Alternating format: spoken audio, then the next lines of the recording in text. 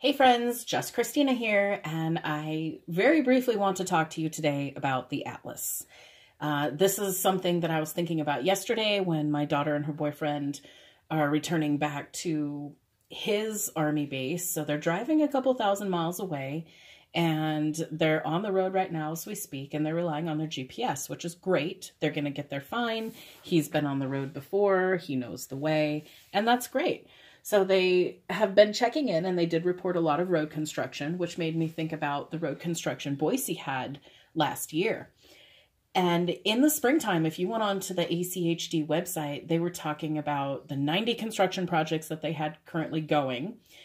And that was all at one time. And I remember Boise was in a gridlock last year. So they had called it Construction Mageddon. And it literally was. You could not go anywhere in town without hitting at least 3 points of road construction, which basically crippled traffic.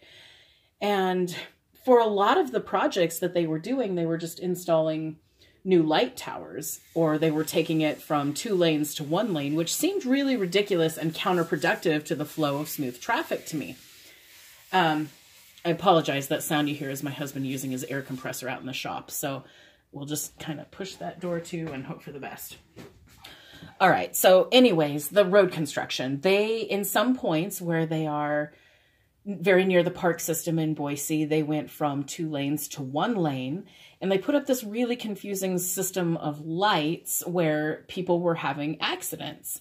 And so they had to come in and redo it, which it's a little bit better now, but it's certainly not better for going from 2 lanes down to 1. And this made me think about the flow of traffic. First of all, if something ever does happen in my city, I'm surrounded by 750,000 other people, and there is no way I will be getting out on any main road whatsoever. So my contingency plan does not include taking roads.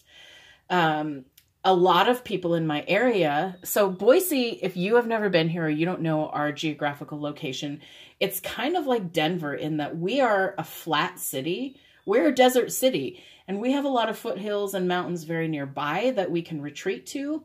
However, we are not up in the mountains like McCall or Cascade or any of those other Idaho cities. And so a lot of the people here, their contingency plan is to go to the mountains. Well, 750,000 people in the mountains is not going to make you be very invisible to other people. There's going to be a lot of crime there up in the forest area. And a lot of people that already live there are not going to take kindly to all these people infiltrating their space. So I will not be going to the mountains if shit hits the fan. I will not go north. Another reason I will not go north is when I was very young growing up, I grew up in those mountains. The Frank Church River of No Return wilderness area, those were my stomping grounds. I am very well accustomed to surviving in the wild and surviving without electricity and living on the land. This is something I'm very grateful that my father taught me when I was very young, because the town that we lived in, the pavement from the highway literally ended in the middle of Main Street, and the road went no further. The road actually continued on to the Magruder Corridor, but that's a different story. So a lot of people up in that area, they're very well accustomed to surviving on their own, and they really don't give 2 shits about, anything at all that's going on. So in that area, there is a place very near Harpster Grade. And this used to be an old internment camp back in the day. And in that area, off of Harpster Grade, so it's kind of in the central area right near the river, just behind Orofino, before you continue on Highway 14 to Elk City, but just after Grangeville. And this area, if you follow it along the river, there's a giant warehouse-looking building that is that internment camp. And it does not look old or out of commission or run down. It is very well kept, very maintained, and very hidden off the beaten path. So that is exactly why I will not go north. I am not getting my ass closer to that place. Now, there are some in eastern Idaho as well, but this is what I encourage you to do. This is your homework, okay? Take Google Earth. Examine your area. Make a contingency plan based on not utilizing the road system, and also having a plan B. Don't go near those camps. You can use GPS and you can use your Google Atlas, your digital atlas, to look at these areas around you.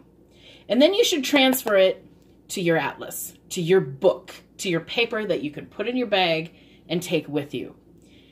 If you have a compass, if you have any kind of navigation sense whatsoever based on your studies of your atlas, then you're good to go. If you have a plan B and you can't take one way because it's blocked off or whatever, you know, what if it's on fire? You don't know. You need to know which way to turn around and head towards. So that's my food for thought today, and thanks for joining me. So have fun. Just Christina signing out.